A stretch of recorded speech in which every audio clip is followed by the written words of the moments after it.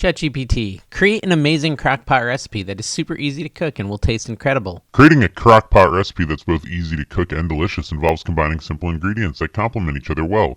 Here's a recipe for a hearty and flavorful beef stew. Hey everyone, we're back in the AI kitchen and today we're making beef stew in the crock-pot and I'm pretty excited about it. I asked AI to create something that we could do in the crock-pot and this is what it chose. So here's the thing. For me, these are gross looking carrots.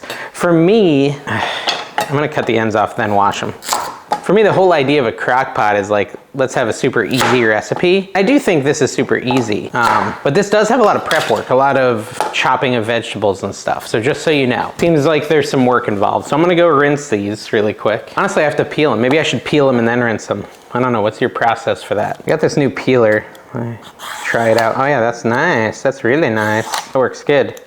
Okay, so we'll peel our carrots. We also need to peel our potatoes and then we'll wash them after. I think that's the process here. So if you want to follow along, get 3 carrots, 4 to 5 taters. I'm using russet because ChatGPT was not specific when I asked it to create a recipe. So then I asked it, I said, what kind of potatoes? And it gave me like 5 choices. But the first one was russet. It said it's very common in a stew. And so russet is what I went with. So let me peel all these and I'll be right back so you don't judge my peeling skills. All right, my carrots are peeled and rinsed, and of course I'm gonna use a paper plate because I know that triggers a lot of people. So I'm gonna do the same process but with the potatoes. Oh, and you know what? I'll show you what a russet potato looks like. Let me move this out of the way. This is a russet, right there here. Extreme close-up of a russet potato. That's what they look like. So that is another thing. So go ahead and peel your 4 to 5 potatoes. I'm gonna just do 4. And again, I will use the magic of editing to cut this out or fast forward it or something. And like I'm some sort of magician, all of these will be peeled in just a second. And voila, just as I said, via the magic of editing, completely washed, cleaned, and peeled potatoes, not tomatoes. We do want to cut these into, I believe, just chunks, right? Is that what it says? Potatoes peeled and cut into large chunks. So we're just gonna do this kind of action here.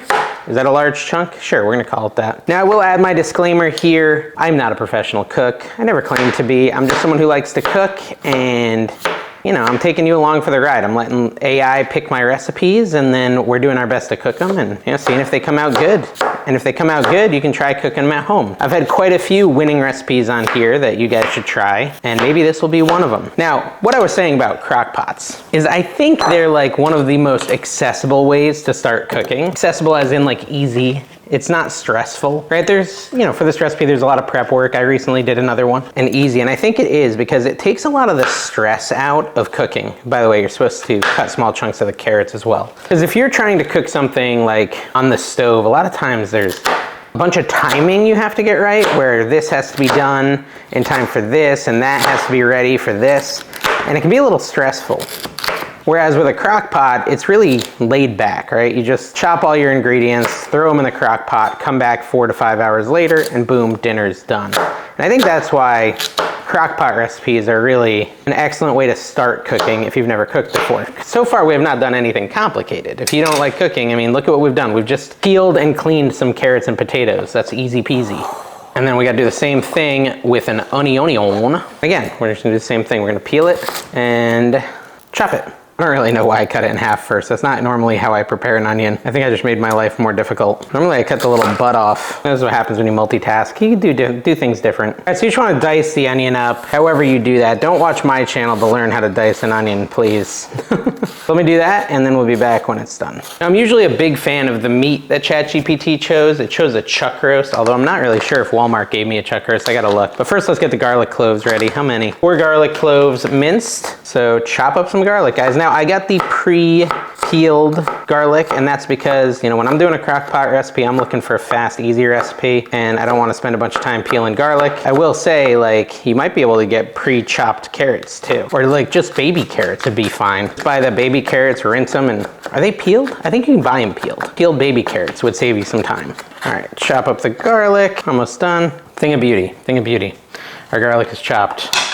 Now I'm gonna set the garlic aside, but I'm not gonna put it in with the potatoes and carrots because it looks like it goes into the recipe a little bit later. I'm just gonna set it on a plate here and put it aside. And move on to the next step, which is to prep the beef. Now let's see what they sent me. They sent me a chuck tender roast. I guess that's a chuck roast. It doesn't look as fatty as I'm used to with a chuck roast. Pull this out and we're gonna cut this into chunks. It does say you can remove any excess fat. We might remove a tiny bit, but you know, fat is flavor, so we don't wanna remove too much of it. Try not to cut my finger. But some of this fat isn't good fat, so clean it up a little bit. They really didn't put too much. Like I said, I'm used to a chuck roast being much fattier than this, which is why I'm a little weirded out, but it is Walmart meat. No offense, Walmart, but you know, it's not like a butcher shop or something. I'm going overboard. I don't need to cut this much fat off. It's fine. You're supposed to do 2 pounds of chuck roast and then cut it into chunks. I'm imagining we want moderately bite-sized chunks. So I'm gonna do them kind of small. Hopefully that's small enough. I also don't want them to be too small where it like just ends up being string or something. I want them to be nice and hearty chunks, but also not like chokeable chunks. We're gonna have to eat it, guys. We're gonna have to eat it. All right, anyway, so let me cut these all up and then we will be back. Like, we're doing this a lot today. We're doing a lot of magic and we'll be back when it's all done.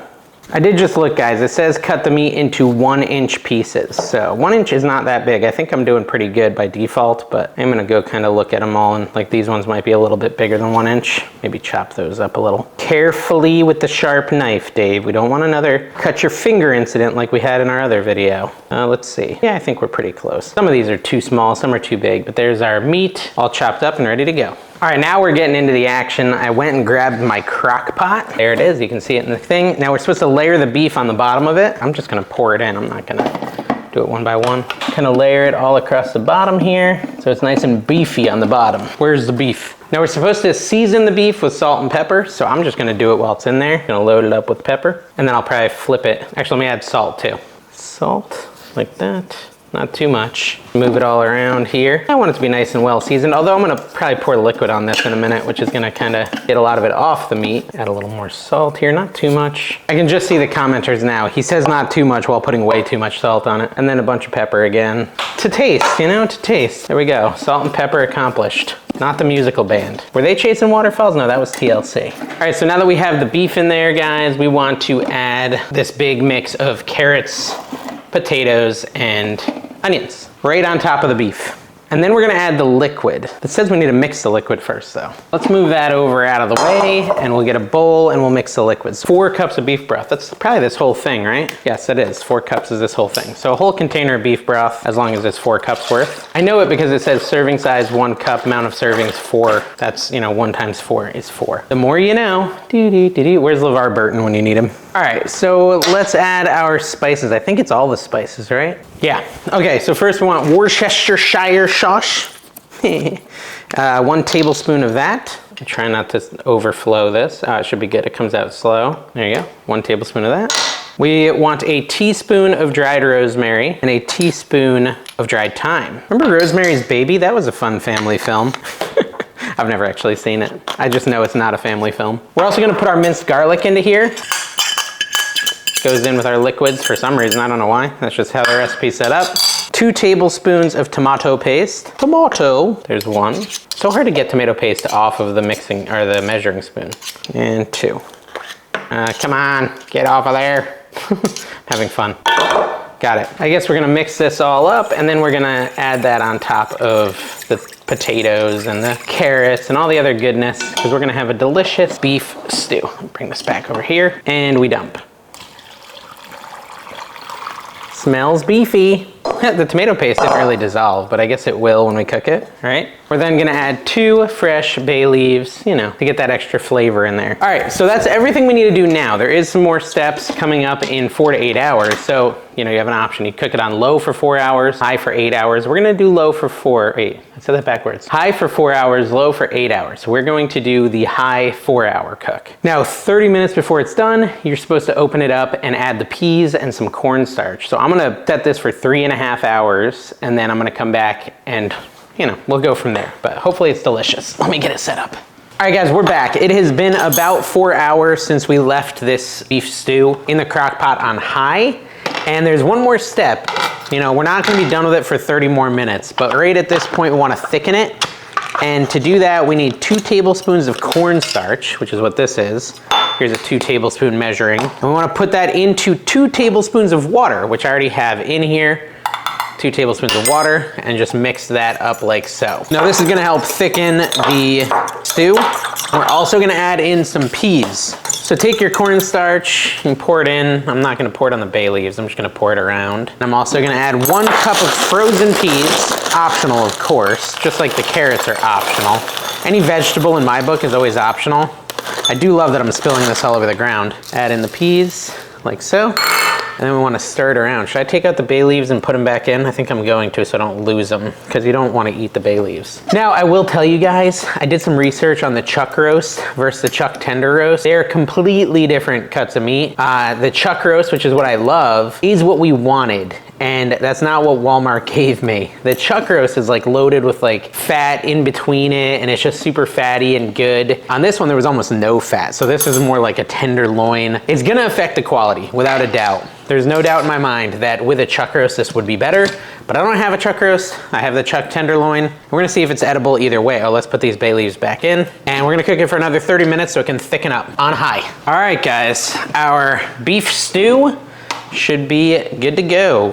It has been another 30 minutes and it looks good. It's thickened up a little bit, not like a crazy amount, but I don't know. We'll see. I mean, I think it looks like beef stew. I'm gonna fill up a bowl with it, slop it around. You know, I know you kids like it extra sloppy. Adam Sandler reference, why not? There we go, beef stew. I'm only concerned about the fact that it wasn't a chuck roast, because chuck roast is the bomb. This thing, I don't even know what it is, a chuck tender thing.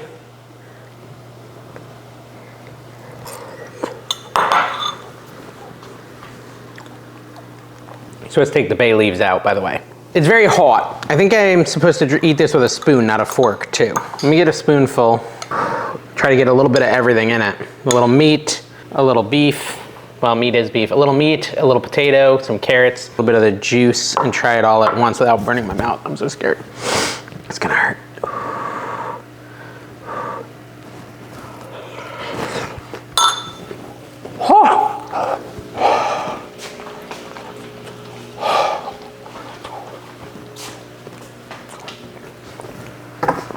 Oh, it's hot.